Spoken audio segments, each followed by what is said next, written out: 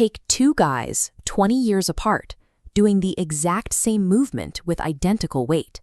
For the 30-year-old, the effort triggers an immediate anabolic response. For the man in his 50s, the same set leads to rapid fatigue without the same physical payoff. This is the paradox of the active older adult. You might be hitting the gym daily, watching your calories, and following every standard health rule, yet your muscle mass continues to slip away. It shows up in the friction of daily life, a jar lid that suddenly feels impossible to budge, a heavy grocery bag that slips from your hand, a doctor's visit where the grip strength test reveals a number lower than it was just 2 years ago. Standard healthy habits are often insufficient at this stage. That's because the biological machinery responsible for maintaining your strength has experienced a fundamental breakdown in communication. Clinically, this progressive loss of muscle is known as sarcopenia. Its primary driver is a metabolic state called anabolic resistance. In a younger body, exercise sends a loud, clear command to build new tissue, but as we age, that signal weakens.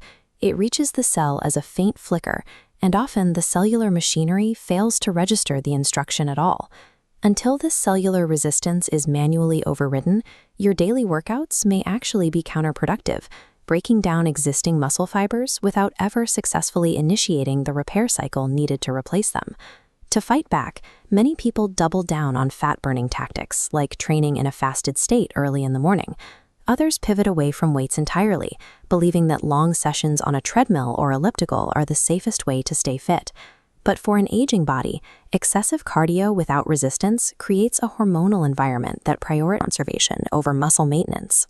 When you combine an extreme calorie deficit with prolonged cardio, cortisol levels climb.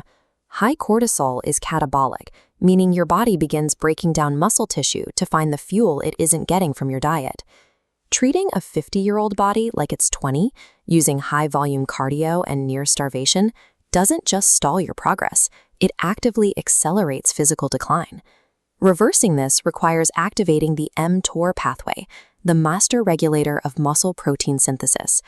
After 50, the activation energy required to trigger this pathway increases significantly. This is why typical healthy snacks often fail. An 8-gram protein bar or a handful of nuts simply doesn't provide the concentrated amino acids necessary to move the needle. To trigger growth, you must cross the leucine threshold.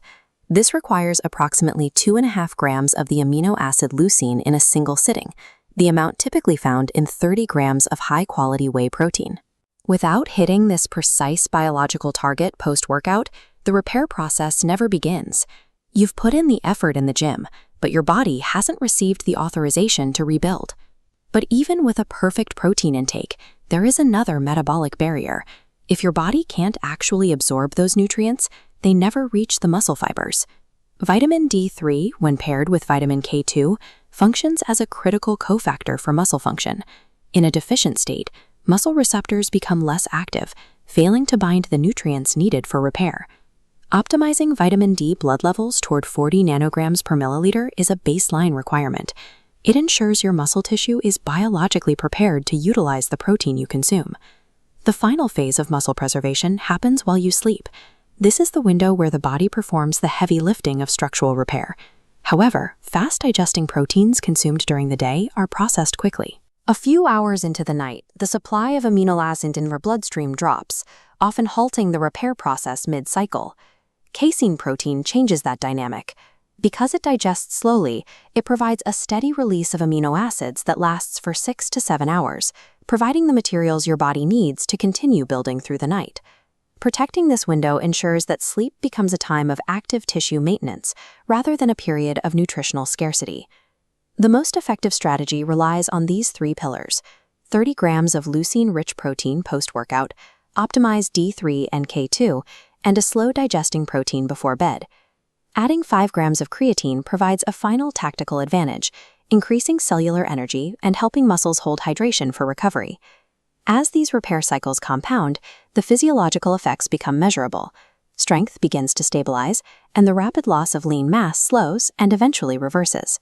You see the results in functional strength, the ability to carry heavy loads, climb stairs without bracing, and move with a sense of physical capability that many assume is lost to time.